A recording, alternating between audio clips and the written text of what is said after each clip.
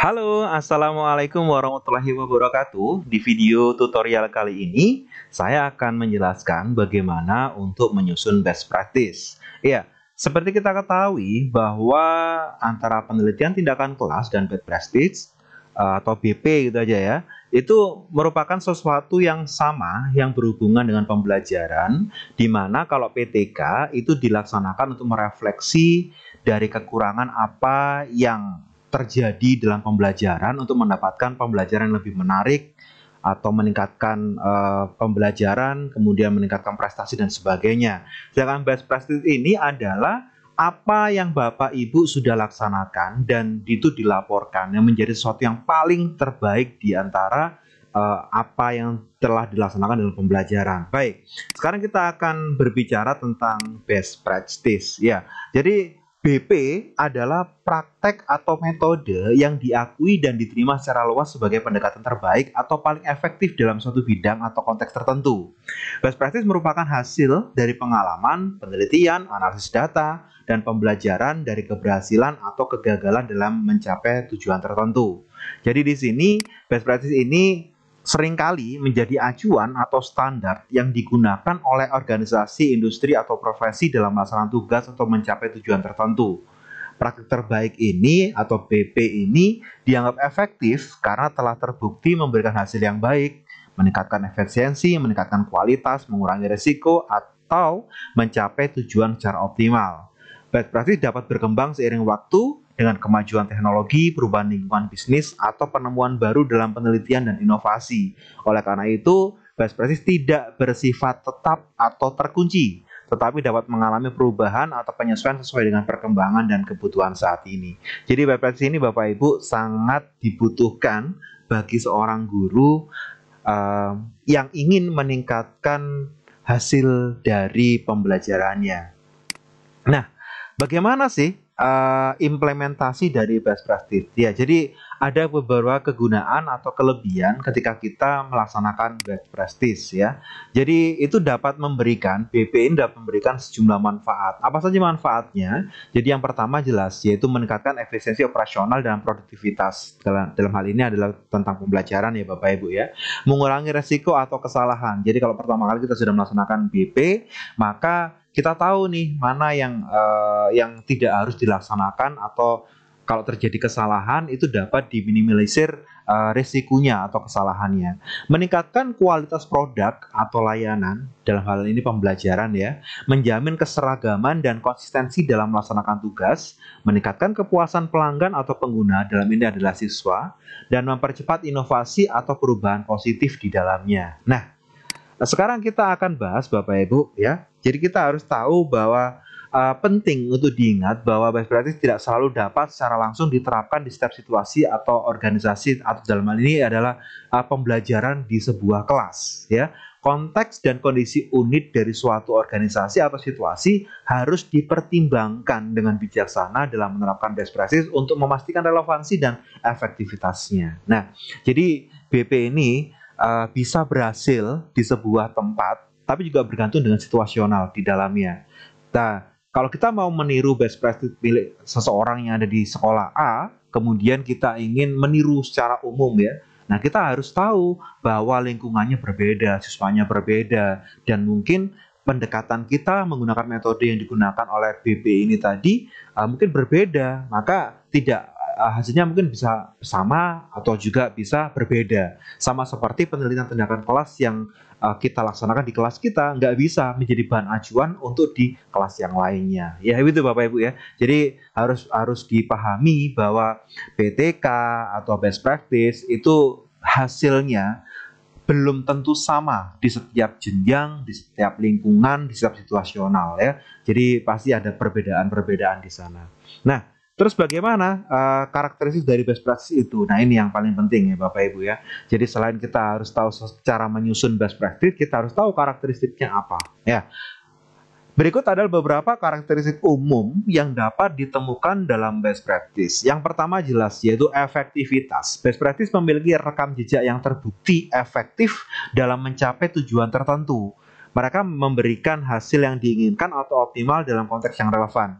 Setiap BP yang dibuat oleh seseorang, oleh seorang guru, biasanya itu adalah karya atau yang terbaik. Karena jelas ya, best practice, yaitu karya terbaik ya tentunya. Nah, maka itu bisa menjadi sebuah bahan acuan efektivitas, karena memiliki rekam jejak yang terbukti efektif.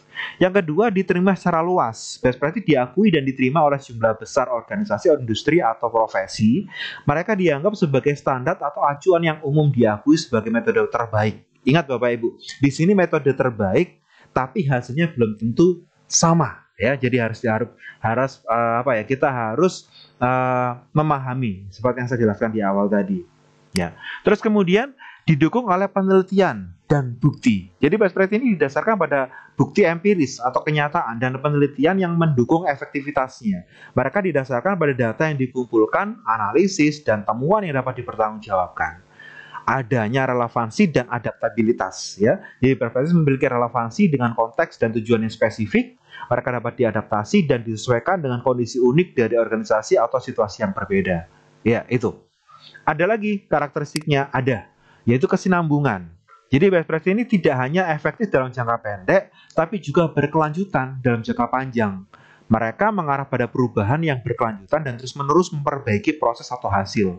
Yang berikutnya yaitu jelas, transparansi dan aksibilitas. Best practice ini dituangkan dalam panduan, ada pedomannya atau dokumentasi yang mudah diakses dan dipahami oleh mereka yang ingin menerapkannya. Mereka dapat dengan mudah diakses dan digunakan oleh individu atau organisasi yang tertarik. Ya, jadi Bapak Ibu nanti kalau melaksanakan BP bisa mengambil rujukan dari best practice yang pernah dilaksanakan oleh teman lain atau guru yang lainnya. Nah, terkadang apa yang dilaksanakan oleh guru, entah itu pakai metode, entah itu pakai konsep, bahkan analisis yang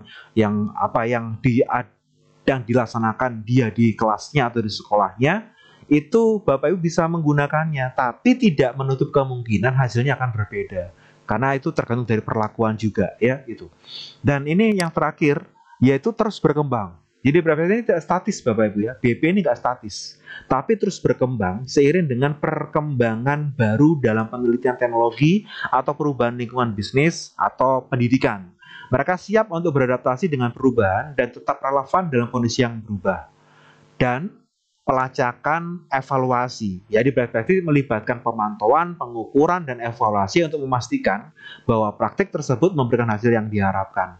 Evaluasi terus-menerus digunakan untuk mengidentifikasi peningkatan yang mungkin diperlukan. Nah, itu Bapak Ibu, jadi beberapa karakteristik dari best practice. Nah, bagaimana tujuan kita menulis best practice? Ya, jadi apa sih tujuannya kita menulis best practice? Akan saya jelaskan di sini. Nah, tujuan menulis best practice adalah untuk menyediakan panduan atau pedoman yang berguna bagi individu atau organisasi atau profesi dalam mencapai hasil yang optimal atau terbaik dalam bidang atau konteks tertentu. Nah, ini beberapa tujuan umum dalam menulis best practice. Yang pertama, yaitu berbagi pengetahuan dan pengalaman. Jadi BP ini ditulis Bapak Ibu, dibikin itu untuk berbagi pengetahuan dan pengalaman. Bertujuan untuk berbagi pengetahuan dan pengalaman yang telah teruji dan terbukti efektif. Melalui dokumentasi dan komunikasi best practice, penulis dapat membagikan apa yang telah mereka pelajari dan bagaimana mereka berhasil mengatasi tantangan atau mencapai hasil yang baik. Nah, diharapkan nanti bisa diadaptasi, minimal bisa dicontoh ya, dicontoh oleh guru yang lain ketika Bapak Ibu nanti melaksanakan BP atau best practice. Ya, pelaporannya bisa dicontoh. Nah, walaupun nanti hasilnya mungkin berbeda ya, seperti itu. Nah, yang kedua adalah standarisasi dan konsistensi. Best practice membantu dalam membangun standar dan konsistensi dalam pelaksanaan tugas atau proses tertentu. Dengan menetapkan praktik terbaik, penulis membantu memastikan bahwa individu atau organisasi yang mengadopsinya mengikuti pendekatan yang konsisten dan menghasilkan hasil yang serupa. Jadi diharapkan nanti ada, kalau misalkan penggunaan media video pembelajaran untuk meningkatkan hasil belajar. Nah, PTK-nya itu dijadikan best practice, terus kemudian dicontoh oleh guru yang lain, maka nanti setidaknya cara-caranya, kemudian hasilnya itu bisa menjadi sebuah standarisasi atau konsistensi antara guru satu dengan guru yang lain. Itu tujuan yang kedua. Tujuan yang ketiga adalah meningkatkan efisiensi dan produktivitas, ya. Meningkatkan efisiensi dan produktivitas. Ya, jadi best practice ini bertujuan untuk meningkatkan efisiensi dan produktivitas dalam suatu bidang atau proses dengan membagikan cara-cara terbaik untuk melaksanakan tugas atau mencapai tujuan. Jadi penulis membantu orang lain untuk melakukan hal yang sama dengan lebih efisien, mengurangi waktu dan sumber daya yang terbuang. Ya, itu. Jadi kalau ada yang pernah melaksanakan, oh ternyata pakai metode ini bisa meningkatkan hasil belajar ya. Nah, saya contohlah. Nah, daripada kita uji coba nggak jelas, ini sudah ada prakteknya nih. Nah, kita tinggal mengadopsi saja. Meningkatkan kualitas. Best practice berfokus pada meningkatkan kualitas hasil atau layanan yang diberikan. Dengan menyediakan panduan tentang praktek terbaik, penulis membantu individu atau organisasi untuk mencapai standar kualitas yang lebih tinggi dan meningkatkan kepuasan pelanggan atau pengguna. Nah itu, dalam hal ini adalah tentunya yaitu pembelajaran dan siswa itu sendiri. Nah, apalagi tujuan dari penulisan best practice yaitu mengurangi resiko atau kesalahan. Tadi yang sudah saya jelaskan di awal ya, karakteristiknya adalah mengurangi resiko dan kesalahan. Best practice bertujuan untuk mengurangi resiko atau kesalahan yang mungkin terjadi dalam pelaksanaan tugas atau proses dengan menyediakan pedoman yang teruji dan terbukti. Penulis membantu individu atau organisasi menghindari kesalahan yang telah dilakukan sebelumnya dan mengurangi resiko yang terkait. Jadi Bapak Ibu nanti kalau mau nyontoh BP-nya orang ya, itu sudah pernah dilaksanakan, jadi nggak usah khawatir. Nah, nanti kalau ada kesalahan kan dia pasti cerita di situ. Ternyata menggunakan ini ada kekurangannya. Nah, kita bisa memperbaiki. Sehingga tujuan yang terakhir adalah memfasilitasi pembelajaran dan inovasi. Best practice mendorong pembelajaran dan inovasi dengan membagikan pengetahuan dan pengalaman yang berhasil. Ya, ingat ya Bapak Ibu ya, di sini selain ada kekurangan, maka best practice ini adalah untuk mendorong pembelajaran dan inovasi untuk membagikan pengetahuan dan pengalaman yang berhasil dengan membaca tentang praktik terbaik atau BP, individu atau organisasi dapat belajar dari orang lain dan mendorong mengembangkan ide baru atau perbaikan dalam praktek mereka sendiri. Ya, itu adalah tujuan kita dalam menulis best practice. Nah, sekarang bagaimana tata cara atau cara-cara menyusun best practice? Ya ini. Yang pertama, jelas, yaitu identifikasi tujuan. Nah, maksudnya adalah tentukan tujuan Anda dalam menyusun best practice pembelajaran. Apakah Anda ingin meningkatkan partisipasi siswa, atau meningkatkan pemahaman konsep, atau meningkatkan keterampilan tertentu ya. Jadi silakan dipahami dulu dengan jelas apa yang ingin Anda capai dengan best practice tersebut ya. Materi identifikasi ini atau permasalahan ini Bapak Ibu sudah saya jelaskan ya di PTK yang video sebelumnya ya. Jadi kalau membuat PTK sama Bapak Ibu seperti best practice ya. Kita harus tahu dulu latar belakangnya apa. Kenapa sih kok bikin best practice ya? Kemudian tujuan atau rumusan masalahnya apa. Jadi kita harus mengidentifikasi dulu permasalahan apa yang ingin kita tingkatkan. Itu kok permasalahan ditingkatkan, apa ingin dipecahkan dengan cara apa dan sebagainya. Nah, yang kedua, kumpulkan informasi, lakukan penelitian dan kumpulkan informasi yang relevan terkait dengan praktek pembelajaran yang telah terbukti efektif. Silakan baca literatur ilmiah, studi kasus atau buku pedoman yang berkaitan dengan bidang pembelajaran yang Anda fokuskan. Anda juga dapat mencari pengalaman ya, praktek atau guru yang telah berhasil. Jadi bisa dicontoh BP-nya orang lain ya, tapi jangan kopas ya Bapak Ibu ya. Walaupun ada yang mengatakan selama lokasinya berbeda, waktunya berbeda, kemudian apalagi ya, metodenya berbeda. Metode pasti sama. Metode yang dicontohkan pasti sama Bapak ya. Itu juga termasuk sesuatu yang berbeda. Karena apa? Fokusnya berbeda, lokasinya berbeda, dan waktunya juga berbeda. Nah tapi kita sebagai seorang guru harus minimal parafrase itu dilaksanakan. Minimal kita juga harus melakukan literasi, kemudian melakukan penelitian kecil sehingga nanti apa yang menjadi tujuan kita dalam menulis best practice itu menjadi fondasinya kuat gitu loh Bapak Ibu. Jangan sekedar hanya kopas, nyontoh, terus berhasil, jangan seperti itu. Tapi kita harus tahu fondasinya seperti apa, dengan cara apa kita menggunakannya, seperti itu. Ya. Yang ketiga, analisis dan identifikasi praktek terbaik. Ya, silakan analisis dan identifikasi praktik terbaik. Jadi, tata cara berikutnya dalam menyusun best practice ini adalah silakan analisis ya. Setelah mengumpulkan informasi, analisis dan identifikasi praktik terbaik yang sesuai dengan tujuan Anda. Perhatikan praktek-praktek yang telah terbukti efektif dalam meningkatkan pembelajaran siswa, termasuk metode pengajaran, strategi kelas, penggunaan teknologi, dan evaluasi hasilnya. Ya, itu Bapak Ibu ya. Nah, setelah itu ngapain? Setelah kita melakukan analisis, nah, selanjutnya adalah rangkum dan sederhanakan. Ya, rangkum praktek terbaik atau BP orang lain yang telah Bapak Ibu identifikasi dalam format yang sederhana dan mudah dipahami. Susun poin-poin utama atau langkah-langkah yang jelas untuk menerapkan praktek tersebut dalam konteks pembelajaran. Nah, oke. Jadi silakan. Jadi yang pertama tadi identifikasi masalah apa yang akan kita tingkatkan atau kita selesaikan. Yang kedua adalah kumpulkan sebanyak-banyaknya informasi. Kemudian analisis dan identifikasi. Rangkum dan sederhanakan. Setelah itu baru melaksanakan format atau bikin format pedomannya. Ya, silakan disusun format pedoman atau panduan yang terstruktur untuk best practice pembelajaran. Jelaskan dengan jelas tujuan, manfaat, dan langkah-langkah implementasi praktek tersebut. Sertakan juga contoh-contoh konkret atau ilustrasi untuk membantu pemahaman dan penerapan prakteknya.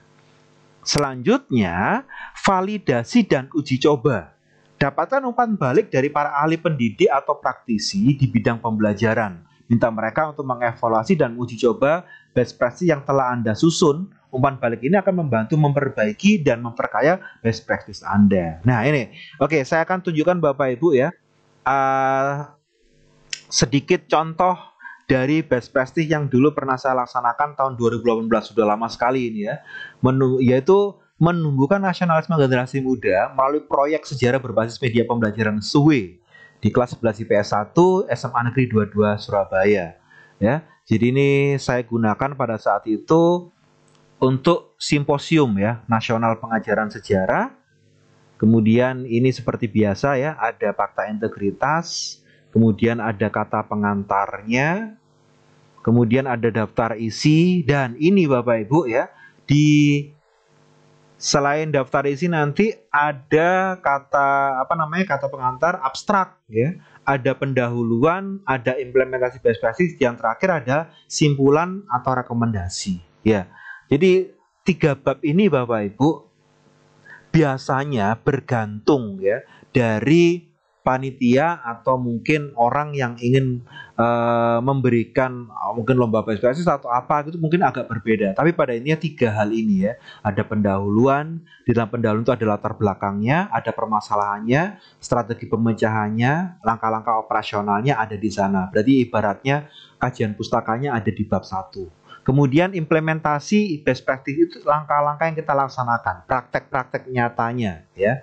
Kenapa kok milih strategi itu, terus implementasinya bagaimana, hasil yang dicapai, kendala apa yang dihadapi, faktor-faktor pendukungnya apa, alternatif pengembangannya apa, dan yang terakhir adalah simpulan atau dan rekomendasi. Ini saya tunjukkan Bapak Ibu ya.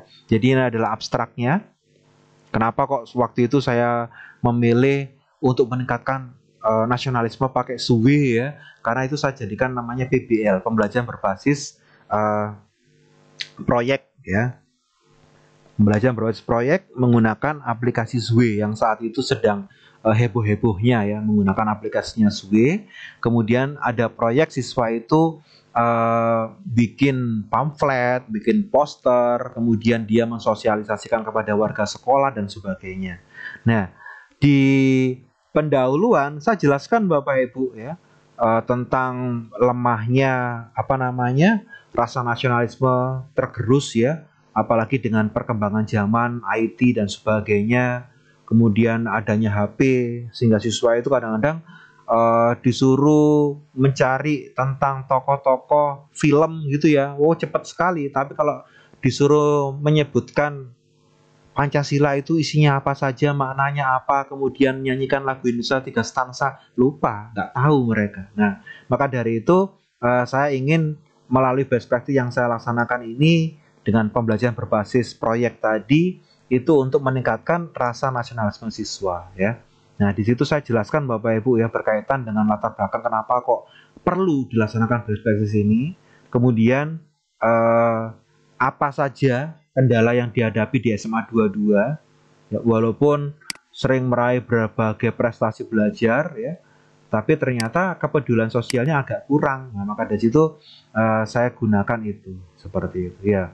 Di sini saya juga menjelaskan beberapa seperti yang saya tunjukkan tadi Bapak Ibu ya.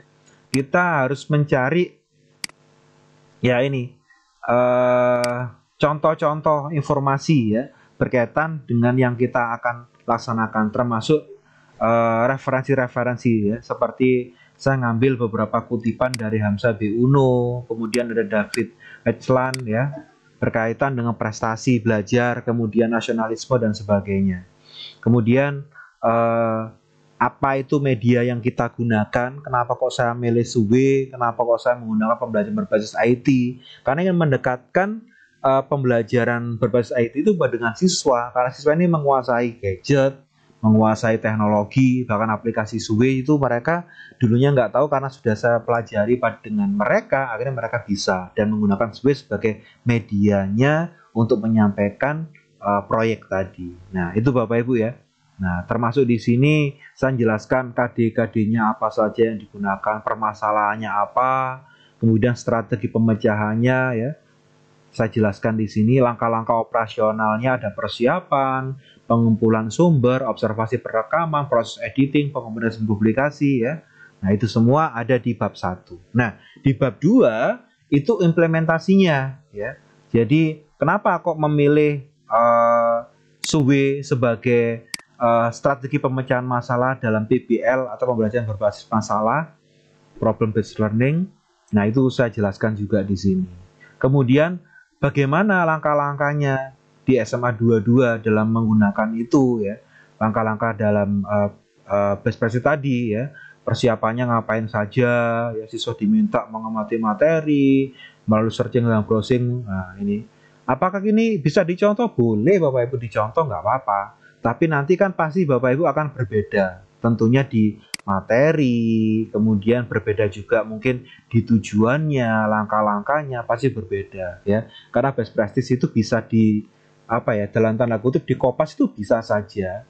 Karena lokasinya kan berbeda itu nggak masalah. Tapi nanti pasti objek kajian kita berbeda. Kelas saya kelas 11 IPS, atau mungkin Bapak Ibu kelas IPA, Bapak Ibu mungkin kelas bahasa, atau mungkin Bapak Ibu kelas 10 yang pakai kurmer dan sebagainya ya.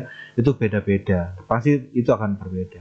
Terus kemudian pelaksanaannya, walaupun menggunakan tahapan-tahapan yang sama seperti ini, pasti nanti hasilnya akan juga berbeda. Kadangkala ada siswa itu yang bagus sekali dalam menyampaikan membuat pamflet kah ya, karena nanti mereka jelas yaitu menggunakan beberapa pendekatan dalam proyeknya ya, seperti itu.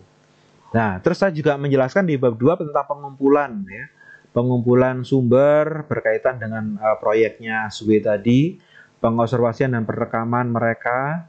Kemudian nah ini termasuk dalam melaksanakannya, mereka melaksanakan Bapak Ibu sosialisasi ya berkaitan dengan pamflet-pamflet yang telah dia buat, dan mereka juga bikin video tentang mereka menjelaskan tentang apa itu kepahlawanan, apa itu nasionalisme dan sebagainya. Nah, ini ya, termasuk ini mereka mengedit dan sebagainya. Mengeditnya sesuai dengan mereka ya. Mau pakai Pinnacle boleh, Movie Maker. Kalau yang sekarang itu lagi terkenal tuh CapCut ya. Atau KineMaster ya, monggo silakan. Nah, terus kemudian di tahap terakhir ini Bapak Ibu, yaitu tahap ketiga, yaitu proyek SUBE. Semua yang mereka bikin didokumentasikan dalam aplikasi SUBE. Ini langkah-langkahnya saya jelaskan. Dan terakhir adalah publikasi. Publikasi itu SUBE tadi di-share ke sosial media kelompok atau sosial media salah satu siswa, dan kemudian mereka minta tanggapan, misalkan di-share di Twitter, di-share di Facebook, di Instagram mereka, atau mungkin di TikTok mereka ya. Mereka minta tanggapan dan ternyata hasilnya tercapai. Ini hasilnya beberapa ya, tentang refleksi melalui upacara bendera, itu ada buktinya. memperkenalkan berbagai keragaman budaya bangsa. Ternyata ada efeknya. Yang dulu HP itu hanya sekedar untuk TikTokan, HP hanya untuk scrolling Instagram ya. Tapi ternyata sekarang bisa digunakan untuk apa? Tugas-tugas. Bahkan mereka mengenalkan pada teman-teman yang lainnya di sekolah mereka tentang nasionalisme dan sebagainya. Juga saya jelaskan di bab 2 tentang kendala-kendala yang dihadapi. Apa saja saya ceritakan.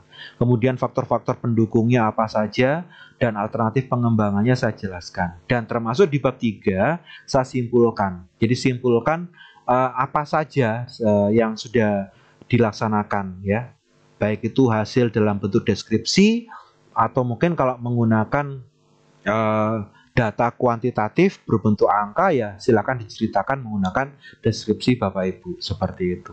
Dan juga saya berikan rekomendasi kedepannya seperti apa ya itu Bapak Ibu ya, itu adalah contoh best practice. Ini contoh ini bisa di-download nanti di modul diklat atau bisa di PPT-nya juga ada. Nah itu.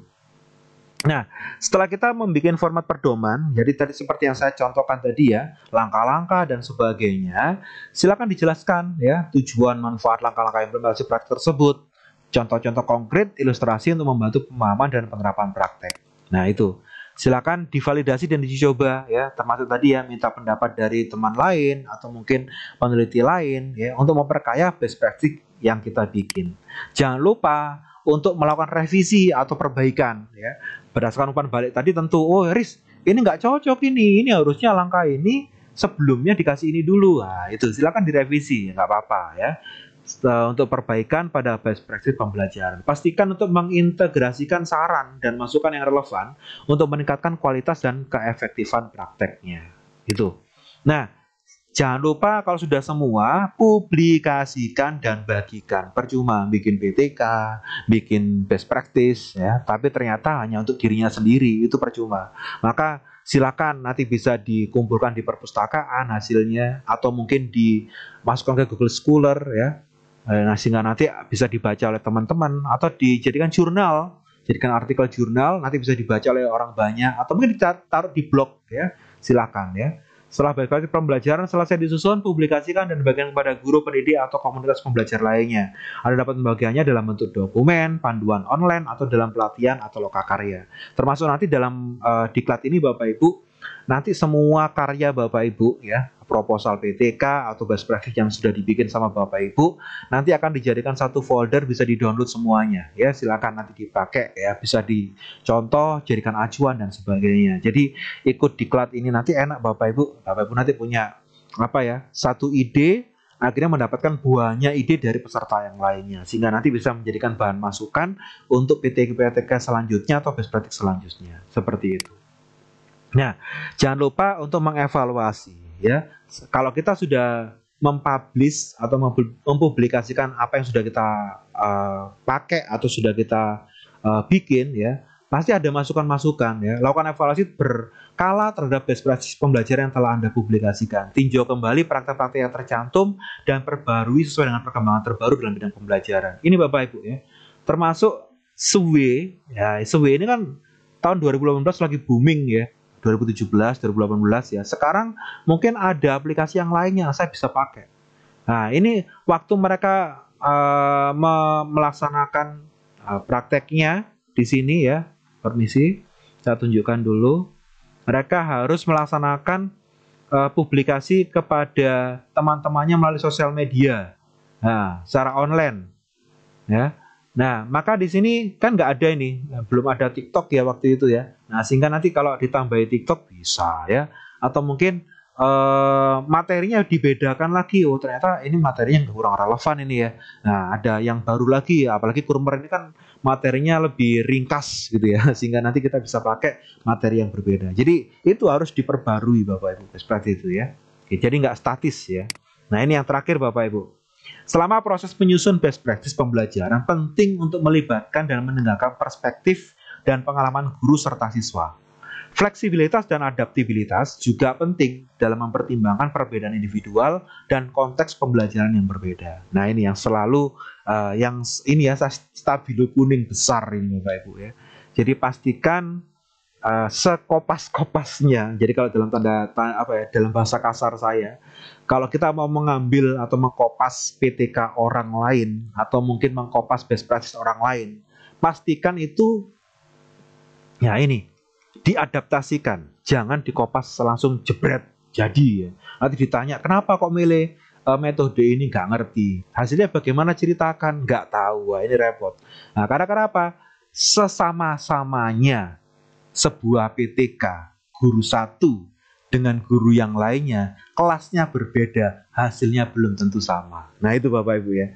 Sekeren-kerennya berarti seorang juara, kalau kita contoh, belum tentu hasilnya juga sama. Karena kenapa?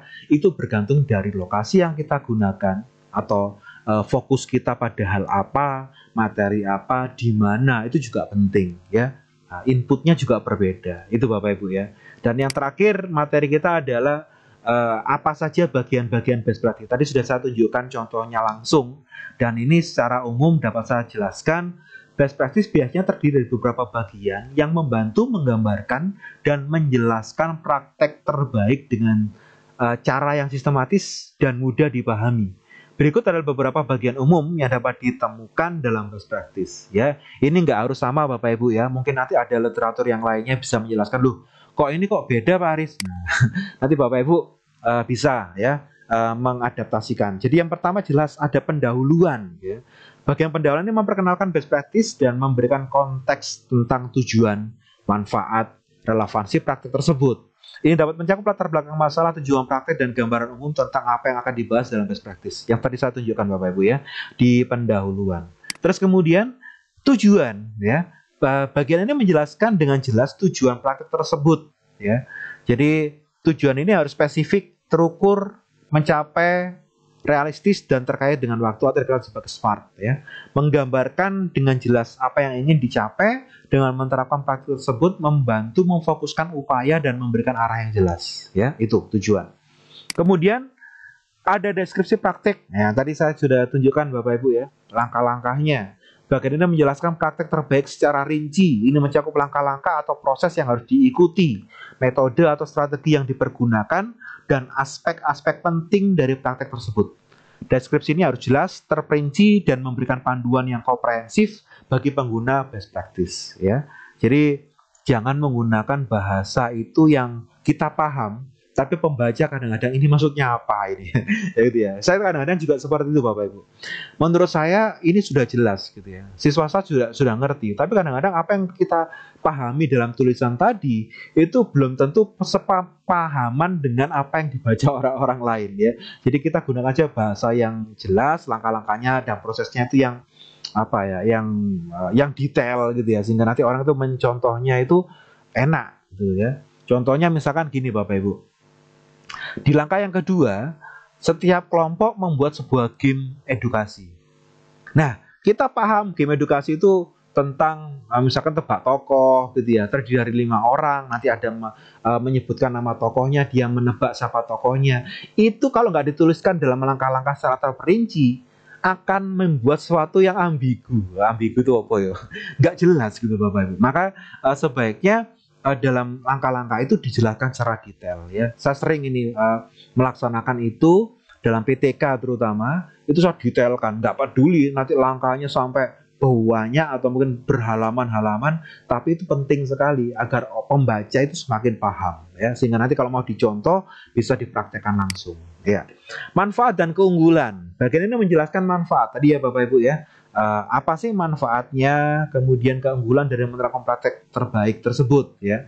Ini bisa mencakup meningkatkan hasil pembelajaran, efisiensi waktu atau sumber daya, peningkatan partisipasi siswa, meningkatkan kualitas pembelajaran, atau manfaat lain yang relevan.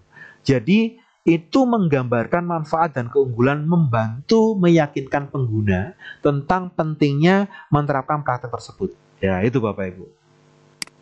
Berikutnya ada pedoman implementasi. Nah, ini bagian ini memberikan pedoman atau panduan langkah demi langkah tentang bagaimana menerapkan praktek terbaik dalam konteks yang relevan. Ini dapat mencakup instruksi rinci, ya tadi ya, instruksi rinci tentang persiapan, pelaksanaan, dan evaluasi praktek.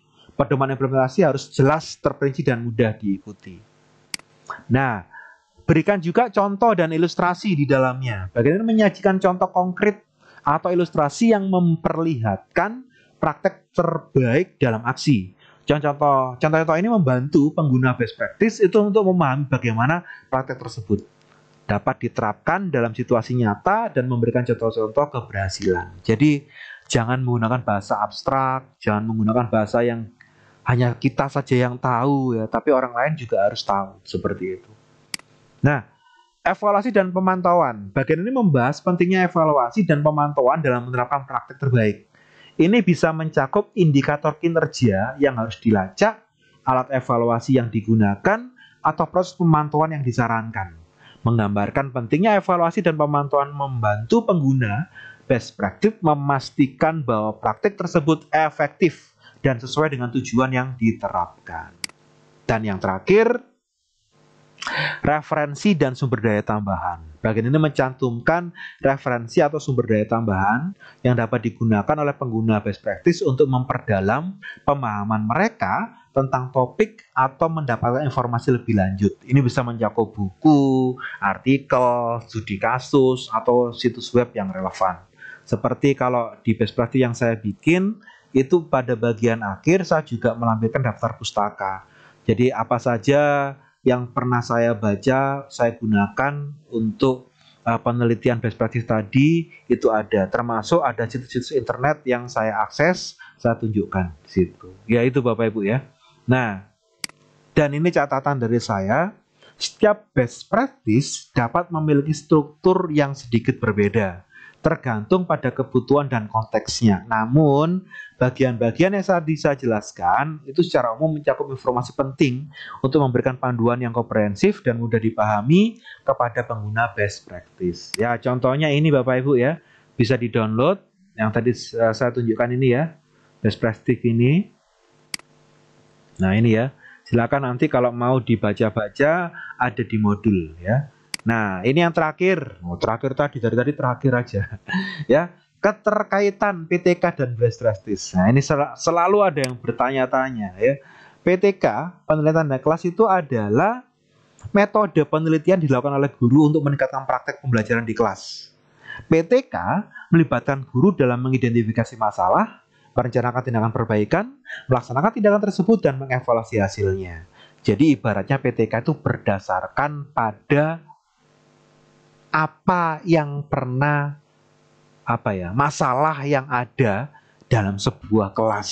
Nah, sehingga PTK ini perlu dilaksanakan untuk mengarah kepada perbaikan. Ibaratnya kalau ada penyakit, maka kita harus membawa ke rumah sakit, kita tahu obatnya dan kita obati. Itu namanya PTK. Best practice ya di sisi lain mengacu pada metode atau praktek terbaik yang telah terbukti efektif dalam mencapai hasil yang diinginkan. Jadi boleh nggak, pertanyaannya, boleh nggak PTK yang sudah kita laksanakan dan berhasil menjadi best practice? Boleh Bapak Ibu? Boleh. Nah itu ya. Jadi PTK kalau sudah berhasil menjadi best practice kita. Makanya kenapa kok saya membuat judul, membuat rancangan PTK dan best practice. Saya mengharapkan nantinya, ke depannya, Bapak Ibu bisa membuat proposal PTK, melaksanakan PTK, setelah jadi PTK-nya menjadi best practice. Loh, ibaratnya satu dayung 2-3 pulau terlampaui. Apalagi saya jelaskan, dari PTK saja kita bisa menjadi buku, dari PTK saja kita menjadi jurnal, dari PTK saja kita bisa bikin artikel, macam-macam ya. Jadi kita harus bisa memanfaatkan timing kita. Bikin satu penelitian, selama kita bisa mengolahnya dengan baik, bisa menjadi beberapa angka kredit. Tuh kan lumayan gitu Bapak Ibu ya. Oke, lanjutnya. Apa sih keterkaitan antara PTK dengan best practice? Ini Bapak Ibu. Yang pertama jelas identifikasi masalah. Dalam PTK, guru mengidentifikasi masalah dalam pembelajaran di kelas mereka. Dalam mencari solusi untuk masalah tersebut, guru dapat merujuk pada best practice yang telah diakui secara luas dalam bidang pendidikan. Jadi, PTK dilaksanakan oleh seorang guru bisa mengacu pada BP yang telah dilakukan oleh orang lain. Loh, kelas saya kok rame ya? Kelas saya kok hasil pelajarnya kok seperti ini ya nilai-nilainya ya. Kenapa ya? Nah, ternyata dengan membaca BP orang lain atau best practice orang lain menjadi bahan referensi. Nah, best practice dapat memberikan panduan dan arahan bagi guru untuk memecahkan masalah yang dihadapi. Nah, itu Bapak Ibu ya. Itu berkaitan dengan identifikasi masalah. Nah, yang kedua adalah pengembangan tindakan perbaikan. Pada tahap perencanaan PTK, guru merancang tindakan perbaikan yang akan dilakukan. Best practice dapat menjadi acuan atau sumber inspirasi untuk merancang tindakan perbaikan yang efektif. Nah, guru dapat mengadopsi atau menyesuaikan praktek terbaik atau BP yang telah teruji ke dalam konteks kelas mereka sendiri. Ya, itu Bapak Ibu ya. Jadi, kalau saya melogikakan seperti ini, kita punya masalah di kelas, kita nggak tahu apa sih obatnya, dan dengan membaca best practice orang lain, itu bisa menjadi obat. Kita bisa mengadopsi, kita bisa melaksanakan PTK. PTK jadi, kita bisa bikin best practice sendiri. Enak toh? Nah, itu Bapak Ibu. Implementasi. Ketika guru melaksanakan tindakan perbaikan dalam PTK, best practice dapat menjadi panduan untuk memastikan bahwa praktek yang digunakan sesuai dengan standar terbaik yang ada. Nah, guru dapat mengacu pada best practice untuk memastikan bahwa langkah-langkah yang diambil sejalan dengan praktek yang efektif dan teruji. Evaluasi dan refleksi. Nah, evaluasi hasil dalam PTK melibatkan pemantauan dan analisis terhadap perubahan yang terjadi sebagai akibat dari tindakan perbaikan. Best practice dapat membantu dalam mengevaluasi efektivitas tindakan yang dilakukan. Jika hasilnya tidak sesuai dengan harapan, guru dapat mencari solusi alternatif berdasarkan praktek terbaik atau best practice yang telah diterapkan dalam kasus serupa. Ya, jadi ibaratnya BP atau best practice sebagai panduan kita, terutama BP-nya orang lain yang sudah berhasil ya Bapak Ibu ya. Nah, kalau nanti PTK-nya berhasil, kita bisa menjadikan PTK tadi sebagai best practice kita.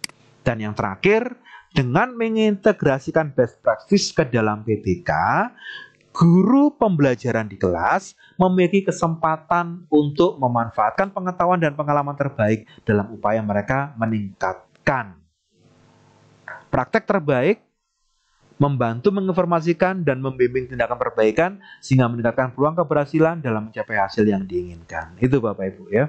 Semoga dengan sedikit, waduh sudah lama ini nggak sedikit ya videonya, tentang bagaimana sih nyusun best practice dan contoh-contohnya, kemudian karakteristiknya, tujuannya, kemudian apa saja yang ada di best practice, dan termasuk di sini ada keterkaitan apa dengan PTK best practice ini. Nah, semakin menambah apa ya, wawasannya Bapak Ibu dan semangatnya Bapak Ibu untuk setelah ini akan membuat best practice ya, seperti itu ya.